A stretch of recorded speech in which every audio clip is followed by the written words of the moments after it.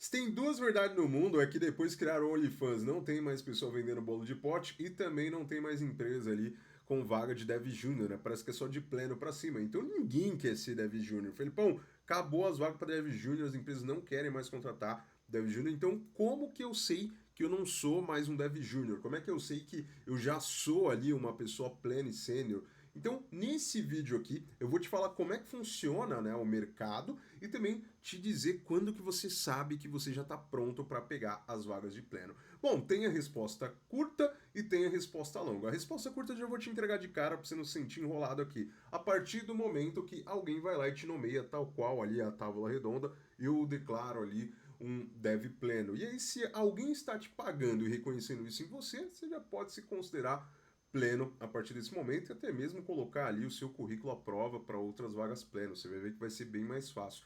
Porém, existem algumas pegadinhas aqui, tá? Você vai ver que senioridade é uma coisa que pode mudar não só para cima, mas para baixo também. Então, por isso, existe aqui a resposta longa. E caso você não me conheça, eu sou o Felipão, sou o seu melhor amigo no mundo da programação e no conteúdo de hoje a gente vai conversar justamente isso, né? Como que você deixa de ser um júnior para se tornar um pleno, tá? Nesse vídeo eu vou focar nesse salto de júnior para pleno, não vou falar muito de sênior nesse vídeo aqui, só para a gente se concentrar. Legal. Primeira coisa que você precisa saber é essa hierarquia que a gente tem, júnior, pleno e sênior, primeiro que ela não é uma constante em todas as empresas. Isso aqui é o ponto mais importante que você precisa saber. E o que eu quero dizer como ela não é uma constante em todas as empresas?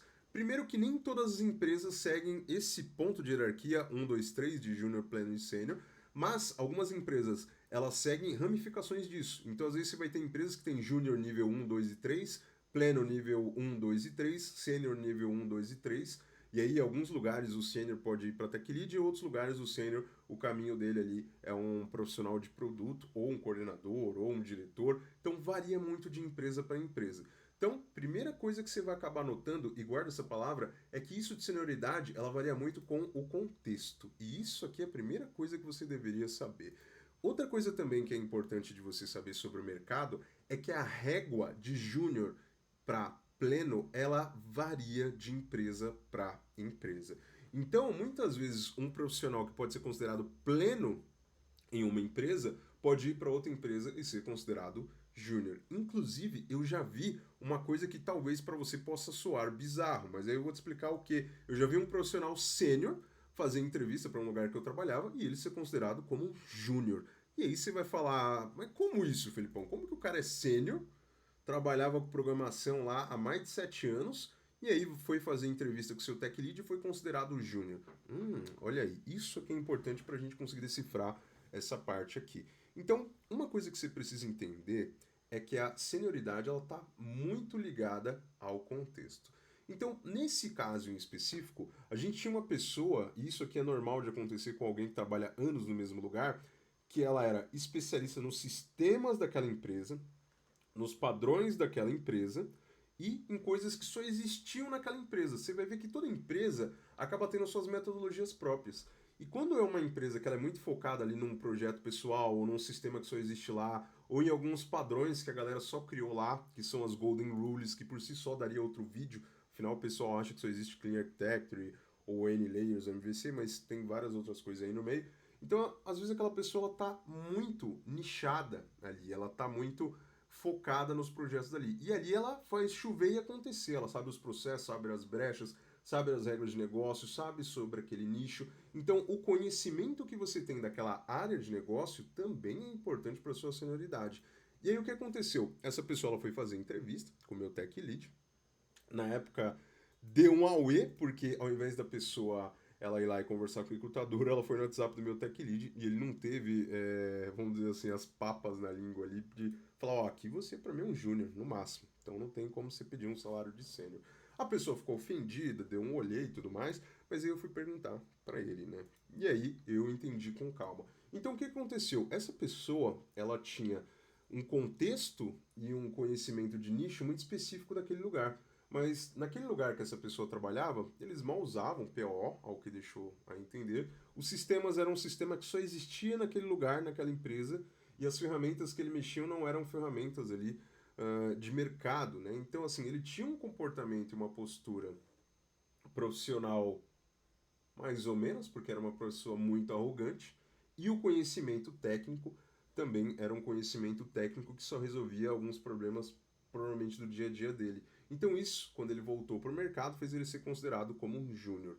E aí você começa a notar que isso se aplica para o outro salto, que é o do júnior para o pleno. Então, olha só, contexto e nicho.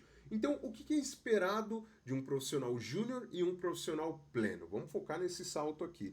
O profissional júnior, ele é aquele profissional que ele está muito preocupado com a tecnologia. Você vai ver que é aquele profissional que ele está muitas vezes apanhando ali para a ferramenta dele, né? Então ele está apanhando para a tecnologia ali para JavaScript, para o Java, essas coisas. Então muitas vezes ele não sabe nem como começar, ou se sente travado, não sabe o que deveria fazer. Então ele é um profissional que ele tem que ficar inside deck.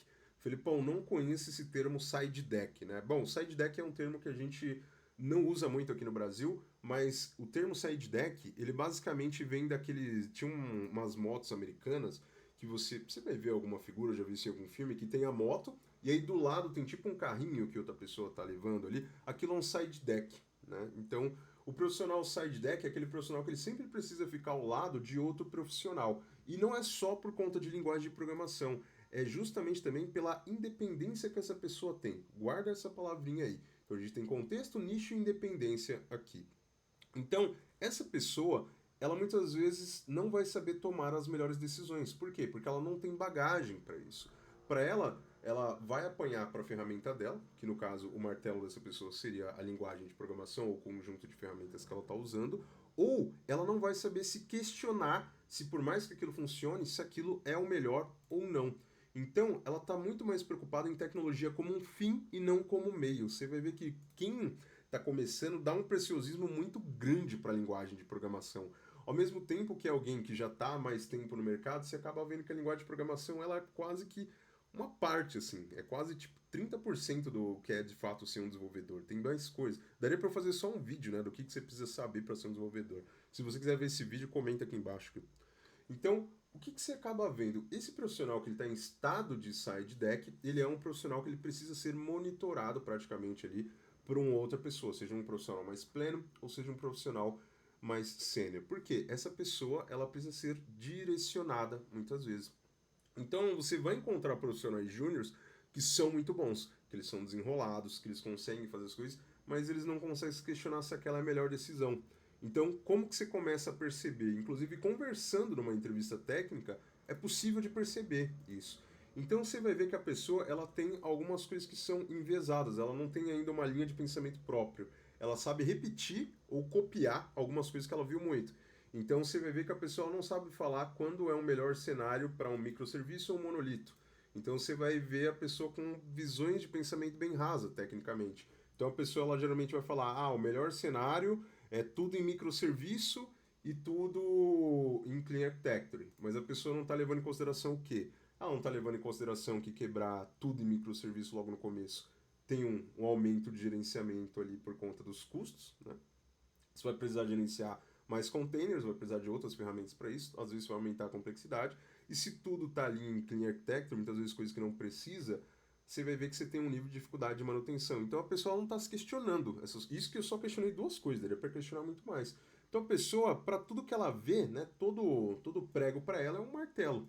Então você vai ver a pessoa às vezes apanhando para o próprio martelo, né, ela não sabe como fazer para martelar, resolver o problema com o código, ou às vezes ela vai tentar bater em coisas com martelo, porque é a única ferramenta que ela conhece. E tá tudo bem, se você tá nesse momento, tá tudo bem, de verdade, tudo tem um nível de evolução. Eu sei, as redes sociais faz a gente acreditar que a gente já deveria ter fundado 5 startups, de 3 apps publicados e, se possível, um nome escrito em alguma parede em Dubai. Mas não é assim. Então, o que acaba diferenciando esse profissional para um profissional pleno? É justamente quando a gente considera que você está saindo de estado de side deck. Né? Então, o side deck é um profissional que está sendo monitorado. Então, um profissional pleno, você vai ver que ele tem esses pontos aqui, ele começa a ser mais independente. Primeira coisa é, a pessoa ela consegue caminhar muito mais, então ela sai do estado de side deck, como eu mencionei. Então, aquela pessoa ela sabe que se ela travar, ela sabe perguntar, ela não fica parado sozinho. ela não tem vergonha de perguntar, ela sabe onde pesquisar na internet. Eu digo que a pessoa ela começa a ficar desenrolada. Se você ficou desenrolado, já é o primeiro sinal que você está ali para o nível de pleno. Você consegue desenrolar. Poxa, travei aqui. Poxa, deixa eu procurar aqui, deixa eu perguntar pro fulano e tal. Geralmente, profissional. Só tem dois tipos de profissional que tem vergonha de perguntar as coisas: a pessoa que é muito júnior ou o sênior arrogante. São os dois profissionais que têm vergonha. Acha que se você perguntar, você é pior ou tem algum tipo de neura desse tipo aí, tá? Então, e sendo que a melhor coisa do trabalho é você conseguir trocar figurinha com seus colegas ali, porque todo mundo sai ganhando. Mas, enfim. E aí, se você já consegue caminhar sozinho, você começa a ver que você se torna mais independente. Outra coisa também que é uma coisa que você espera de um profissional pleno é que ele consiga ter o entendimento daquele nicho que ele está trabalhando. Então, muitas vezes, você não está preocupado com regra de negócio. É comum você ver júnior que ele só está preocupado em codar. Ele acha que codar é o que um dev faz e acabou. E essa é uma visão bem míope da área. Inclusive, se você escolheu programação porque você não quer falar com gente, só quer ficar atrás do computador, tenho péssimas notícias para você. Então você vai ver que essa pessoa aqui, ela começa a entender um pouco mais e saber questionar. Então ela vai falar, poxa, essa regra aqui de que você está me falando de cálculo de taxa tá errada, porque eu já aprendi com o coordenador da área que é isso e isso. Ó, esse tipo de coisa não calcula assim, tá? Esse tipo de coisa a gente calcula levando em consideração isso, isso e isso. Ou então vai questionar, poxa, eu sei que se fizer desse jeito vai funcionar, mas eu sei que a performance não vai ficar boa. Será que a gente vai mesmo por esse caminho? Então você começa a ver que a pessoa começa a ter um pouco mais de tato. Então ela começa a entender que as tarefas para serem executadas não é porque alguma coisa funciona que necessariamente ali é o melhor cenário. E isso é uma coisa que você ganha com bagagem. Eu digo que a melhor maneira de você ganhar isso é dando com cara no muro. Então, isso é bagagem. Então, é por isso que aquele curso do sênior em 3 meses, eu já vi sênior em 21 dias, mano. Esse é de. Nossa, sério, se você comprou o curso do sênior de 21 dias, você tava pedindo, né? Esse daí você tava pedindo, né? Mas nada contra o amigo de camiseta preta básica com cabelo do Leon do Resident Evil. Eu tenho certeza que deve ter alguma coisa de ouro lá que ele tá vendendo também. Mas enfim, né? Não me dê processo, não citei o nome de ninguém. Quando você começa a ver que a pessoa tá começando a se desenrolar mais sozinha, ela sai desse estado de side deck, você vê que essa pessoa ela começa a bater de frente com outros problemas. Então você começa a ver que ela está numa camada diferente por conta das decisões que ela toma.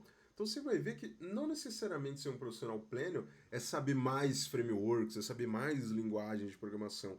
Ainda tem uma galera que acredita, para ser pleno ou sênior, eu tenho que saber 10 linguagens, 20 linguagens. Tem profissionais sênior que sabem uma linguagem. E tem profissionais sênior que sabem só aquela linguagem e um ecossistema de ferramentas ali. Mas não é isso que faz aquela pessoa sênior. O que faz ela estar num nível diferente ali é essa bagagem, essas tomadas de decisões.